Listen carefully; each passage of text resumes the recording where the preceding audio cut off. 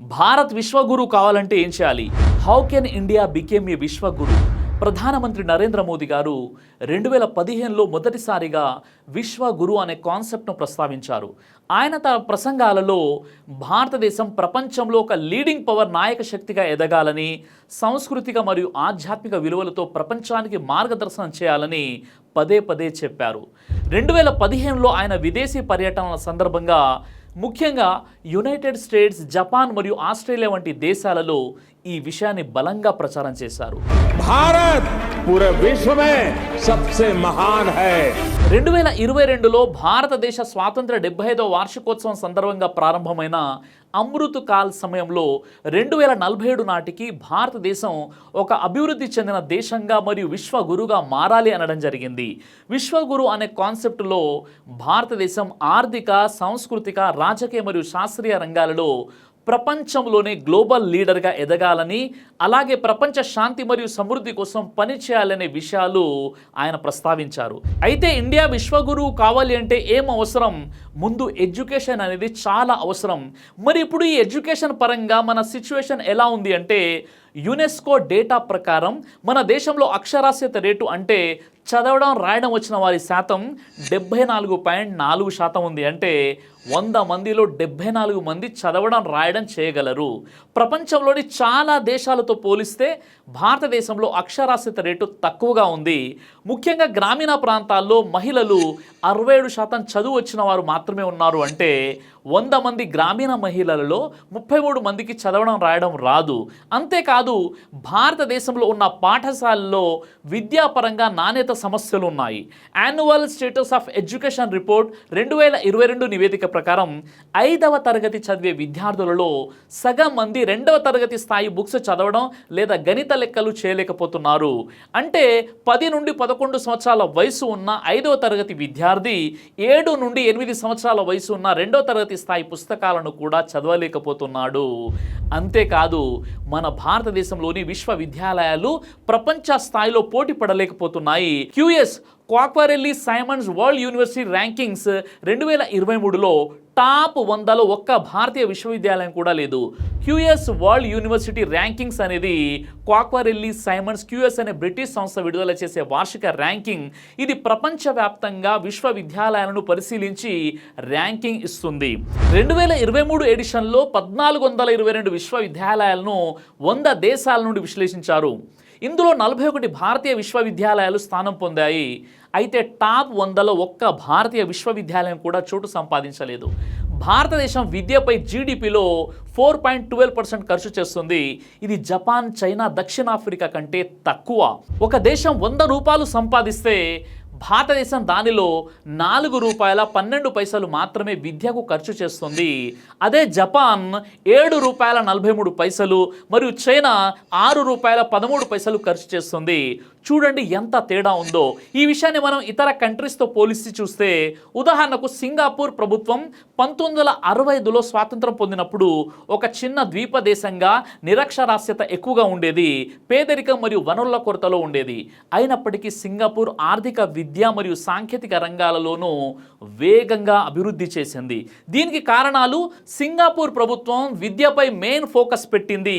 ఫ్రీగా ఎక్కువ క్వాలిటీ గల విద్యా వ్యవస్థను అందించడం ద్వారా దేశం ఒక నైపుణ్యం కలిగిన శ్రామిక శక్తిని సృష్టించగలిగింది. 1960 నుండి 1980 వరకు లిటరసీ రేటు 60 నుండి 90% పెరిగింది. సింగపూర్ నిరక్షరాస్యతను తొలగించడానికి ప్రతి గ్రామంలో పాఠశాలలు నిర్మించారు. సింగపూర్ విద్యను దేశ ఆర్థిక అవసరాలకు అనుగుణంగా రూపొందించింది. టెక్నాలజీ, ఇంజనీరింగ్, ఫైనాన్స్ వంటి రంగాలకు అవసరమైనటువంటి నైపుణ్యాలను పిల్లలకు నేర్పించారు వారు. ఇప్పుడు సింగపూర్ విద్యా వ్యవస్థ ప్రపంచంలోనే అత్యుత్తమ వాటిలో ఒకటిగా ఉంది. రెండవది, ఇండియా విశ్వగురు కావాలి అంటే మనకు కావాల్సింది దృఢమైనటువంటి ఆర్థిక వ్యవస్థ. IMF ప్రకారం ప్రపంచంలో 4వ అతిపెద్ద ఆర్థిక వ్యవస్థగా భారతదేశం ఉంది. భారతదేశం ఒక అభివృద్ధి చెందుతున్న 4వ అతిపెద్ద ఆర్థిక వ్యవస్థగా ఉన్నప్పటికీ ఇంకా అభివృద్ధి చెందిన దేశాల స్థాయికి చేరుకోలేదు. ఇంకా 2024-25 ఆర్థిక సంవత్సరంలో భారతదేశం యొక్క తలసరి ఆదాయం సుమారు 2.4 లక్షల రూపాయలుగా అంచనా వేయబడింది. ఇది ప్రపంచ సగటు తలసరి ఆదాయంతో పోలిస్తే చాలా తక్కువ. భారతదేశం యొక్క జీడిపి ప్రపంచంలో 4వ స్థానంలో ఉంది, కానీ తలసరి ఆదాయంలో పర్ క్యాపిటల్ ఇన్కంలో 136వ స్థానంలో ఉంది. భారతదేశం యొక్క జీడిపి ఎక్కువ ఉన్నప్పటికీ తలసరి ఆదాయం తక్కువగా ఉండడం వల్ల సగటు వ్యక్తి జీవన ప్రమాణాలు ఇతర అభివృద్ధి చెందిన దేశాలతో పోలిస్తే తక్కువగా ఉన్నాయి. తలసరి ఆదాయం అనేది ఒక దేశంలోని ప్రతి వ్యక్తి సగటున ఎంత ఆదాయం సంపాదిస్తారో చూపిస్తుంది. IMF డేటా ప్రకారం 2025లో అమెరికా సంయుక్త రాష్ట్రాలు $30.51 ట్రిలియన్ నామినల్ జీడిపితో ప్రపంచంలో అత్యధిక ఆర్థిక వ్యవస్థగా మొదటి స్థానంలో ఉంది. దీనికి కారణం అమెరికా సిలికాన్ వ్యాలీలోని టెక్ దిగ్గజాలైన యాపిల్, గూగుల్ మరియు మైక్రోసాఫ్ట్ వంటి కంపెనీలు AI, క్లౌడ్ కంప్యూటింగ్ మరియు సాఫ్ట్వేర్ డెవలప్మెంట్లో విప్లవాత్మక మార్పులు తీసుకొచ్చాయి. యాపిల్ కంపెనీ 2023లో $3 ట్రిలియన్ మార్కెట్ విలువను సాధించి మొదటి కంపెనీగా చరిత్ర సృష్టించింది. ఈ కంపెనీలు లక్షలాది ఉద్యోగాలను సృష్టించడమే కాకుండా అమెరికా ఆర్థిక వ్యవస్థలో ఎగుమతులు మరియు పెట్టుబడులను పెంచాయి. ఈ విజయం వెనుక ఉన్న రహస్యం అమెరికా యొక్క బలమైన విద్యా వ్యవస్థ, పరిశోధన మరియు అభివృద్ధికి ప్రాధాన్యత ఇవ్వడమే. ఇక మూడవది, ఇండియా విశ్వగురువు కావాలి అంటే క్రైమ్ రేట్ తగ్గాలి. National crime records bureau NCRB 2022 ప్రకారం భారతదేశంలో నమోదైన నేరాల సంఖ్య 2019 నుండి 2022 వరకు 4.5% పెరిగింది. ఇదే NCRB నివేదిక ప్రకారం మహిళలపై నేరాలు 4% పెరిగాయి. ఈ సంఖ్య అధికంగా ఉన్నప్పటికీ సామాజిక ఒత్తిడి, అవగాహన లేకపోవడం మరియు ప్రతీకార భయం వల్ల చాలా కేసులు నమోదు కావడం లేదు. ఇంకా సైబర్ నేరాలు 2020 నుండి 2022 వరకు 24.4% పెరిగాయి. 2024 గ్లోబల్ పీస్ ఇండెక్స్లో భారతదేశం 143వ స్థానంలో ఉంది. ఐస్లాండ్ అత్యంత సురక్షితమైన దేశంగా ఉంది. భారతదేశం పూర్తిగా సురక్షితం కాదు అని నేను చెప్పట్లేదు, కానీ GPI ర్యాంకింగ్ ప్రకారం ఇది అత్యంత శాంతియుత దేశాల జాబితాలలో అయితే లేదు. ప్రతిరోజు మనం రకరకాల క్రైమ్ న్యూస్ వింటూనే ఉంటున్నాం. చిన్న పిల్లలపై అత్యాచారాలు, హత్యలు, భర్తలు భార్యలను హత్య చేయడం, ఇలా రకరకాల క్రైమ్స్ ఇండియాలో పెరిగిపోతున్నాయి. దేశం విశ్వ గురువు కావాలి అంటే అభివృద్ధి చెందాలి అంటే దేశంలో క్రైమ్ రేట్ అనేది చాలా తక్కువగా ఉండాలి. ఐస్లాండ్ లాంటి దేశాలలో క్రైమ్ రేట్ చాలా తక్కువ. అక్కడ బలమైనటువంటి సామాజిక సంక్షేమ వ్యవస్థలు మరియు సమర్థవంతమైనటువంటి చట్టాలు అమలు కావడం వల్ల భారతదేశంతో పోలిస్తే నేరాలు చాలా తక్కువ అవుతున్నాయి. అక్కడ భారతదేశంలో అధిక జనాభా, ఆర్థిక అసమానతలు మరియు సామాజిక సమస్యలు ఈ నేరాల రేటు పెరగడానికి కారణమవుతున్నాయి. ఇక నాలుగవది, మన దేశం అభివృద్ధి చెంది విశ్వ గురువు కావాలి అంటే టెక్నాలజీలో కూడా మనం ముందుండాలి. భారతదేశం యొక్క RD రీసెర్చ్ అండ్ డెవలప్మెంట్ 0.66% మాత్రమే ఖర్చు చేస్తుంది. ఇది అమెరికా, చైనా, దక్షిణ కొరియా వంటి దేశాలతో పోలిస్తే చాలా తక్కువ. భారతదేశంలోని కొన్ని సంస్థలు మాత్రమే టాప్ 5 ర్యాంకింగ్లో ఉన్నాయి. 2024లో భారతదేశం గ్లోబల్ ఇన్నోవేషన్ ఇండెక్స్లో 39వ స్థానంలో ఉంది. చైనా 64 ముఖ్యమైన సాంకేతిక రంగాలలో భారతదేశం కంటే చాలా ముందుంది. చైనా రీసెర్చ్ అండ్ డెవలప్మెంట్ RDలో భారీగా పెట్టుబడి పెడుతుంది మరియు అధిక సంఖ్యలో హై ఇంపాక్ట్ రీసెర్చ్ పేపర్లను ఉత్పత్తి చేస్తుంది. అమెరికా, యూరప్, దక్షిణ కొరియా, జపాన్, ఆస్ట్రేలియా ఈ దేశాలు కూడా టెక్నాలజీలో చాలా ముందున్నాయి. మరి మనం విశ్వగురు అవ్వాలి అంటే ఈ దేశాలతో సమానంగా పోటీ పడాలి. 5, మన దేశం అభివృద్ధి చెంది విశ్వగురు కావాలి అంటే మన దేశంలో ఉన్న కరప్షన్, అవినీతి తగ్గించి పేదరికం దూరం చేసుకోవాలి. భారతదేశంలో పేదరికం ఒక పెద్ద సమస్యగా ఉంది. Global multi dimensional poverty index MPI 2024 ప్రకారం ప్రపంచవ్యాప్తంగా 112 దేశాల్లో 6.3 బిలియన్ జనాభాలో 1.1 బిలియన్ మంది పేదరికంలో జీవిస్తున్నారు. ఇందులో భారతదేశం అత్యధిక పేద జనాభా కలిగిన దేశంగా ఉంది. దాదాపు ఇండియాలో 23.4 కోట్ల మంది పేదరికంలో ఉన్నారు. ప్రపంచంలో అత్యధిక పేద జనాభా కలిగిన దేశంగా మన దేశం ఉంది. మన భారతదేశంలో పెరుగుతున్న అవినీతి దేశ ఆర్థిక మరియు సామాజిక అభివృద్ధిని తీవ్రంగా ప్రభావితం చేస్తుంది.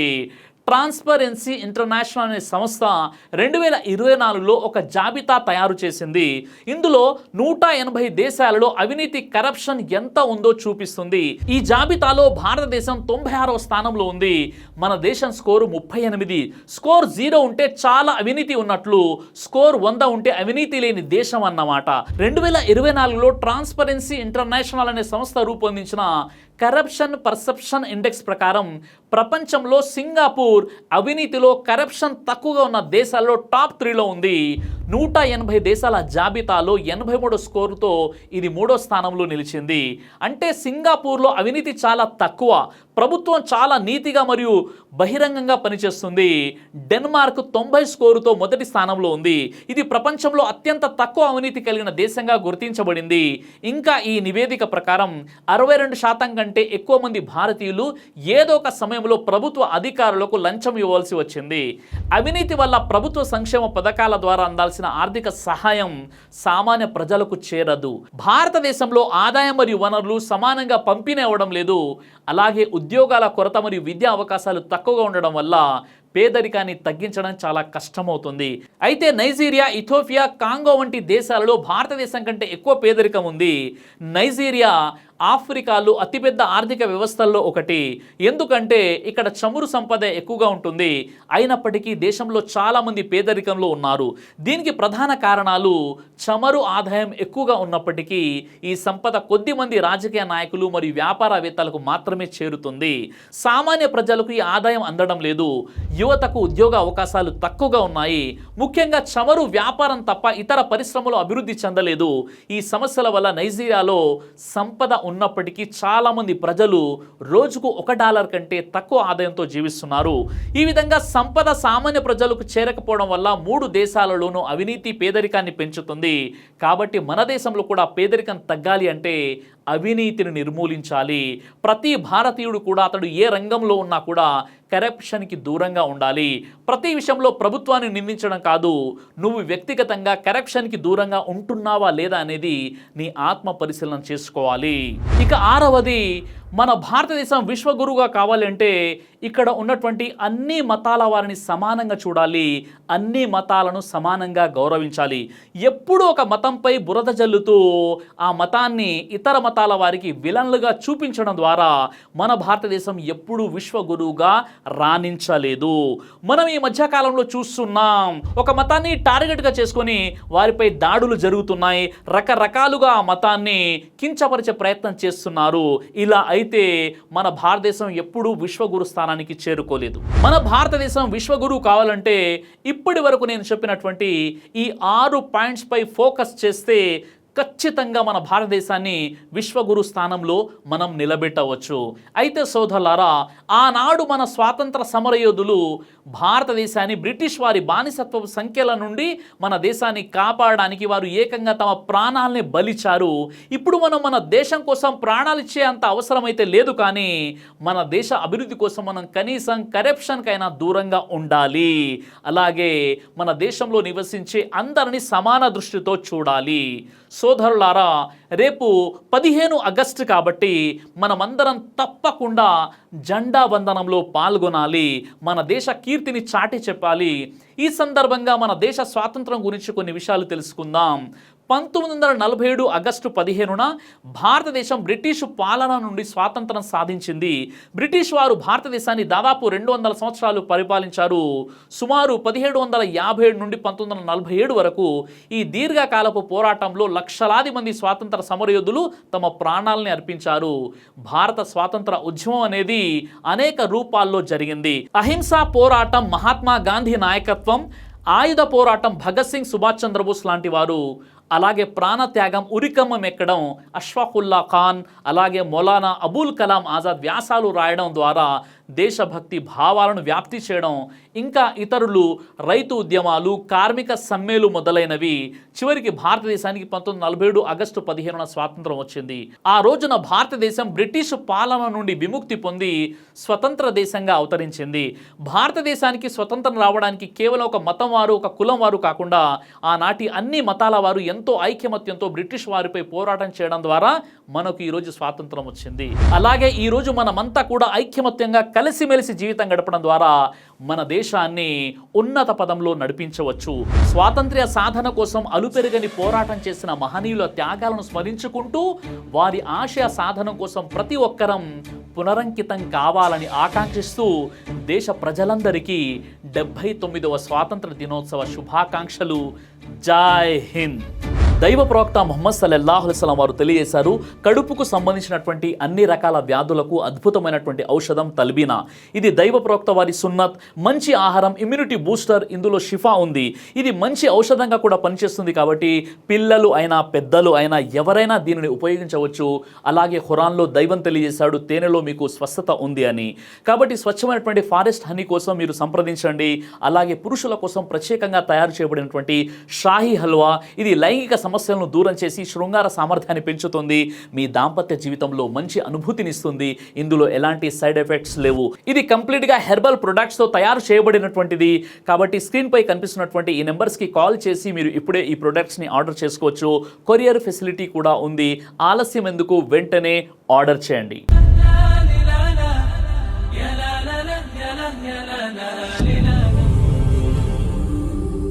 బ్రదర్ సిరాజ్ అని యూట్యూబ్ ఛానల్ని మీరు సబ్స్క్రైబ్ చేసినట్లయితే ఇన్షాల్లా దైవచిత్తం అయితే మీకు వీడియోస్ వస్తుంటాయి. అదేవిధంగా బ్రదర్ సిరాజ్ అనేటటువంటి ఫేస్బుక్ని కూడా లైక్ చేయడం వల్ల మీకు వీడియోస్ వస్తుంటాయి.